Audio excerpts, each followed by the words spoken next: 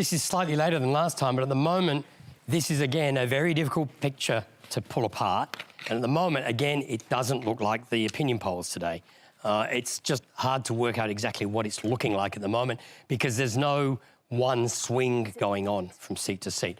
Let's look at the overall votes. Now, we're now at 11.7%, and consistently now, since about 3 or 4% of the vote, the figures have been at Coalition 36%, Labor 31%. So that's not what the opinion polls are reporting. It's high for the Coalition, lower for Labor. The Greens are on 12. That is up on the last election.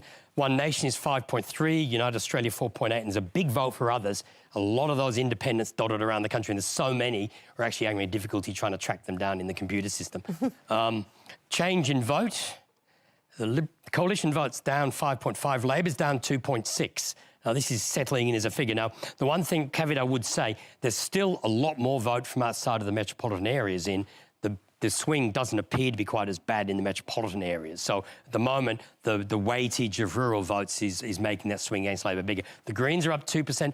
One Nation is up 2%, largely because they're standing more candidates. The vote is actually down in the seats they contested last time.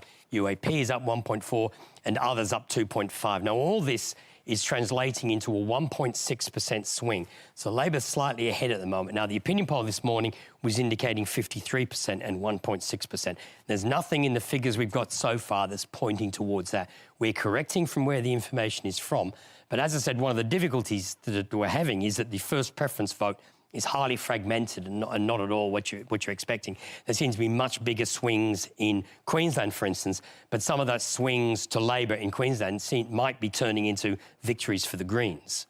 Some of the big swings against the Liberal Party in New South Wales may be turning into victories for the independents. The best figure we can see at the moment as a projection from the numbers is a hung parliament. There's no clear trend. There's nobody, and it's even difficult to work out which party is going to end up with more seats. But at the moment, what I would say is the figures we're seeing are not this morning's opinion poll. I'm repeating myself. This is the second election in a row I've done this about this time of night. But it's not clear what this is producing. At the best, at the moment, I'm seeing is a hung parliament. On the numbers I'm seeing at the moment, Labor might end up with more seats. That's the one thing I'd say in Labor's favour. But that's because of all those independents. So it's, at the moment, we may be in for a long night to work out what's happened. We then may be in for a long week to work out which wins which seats.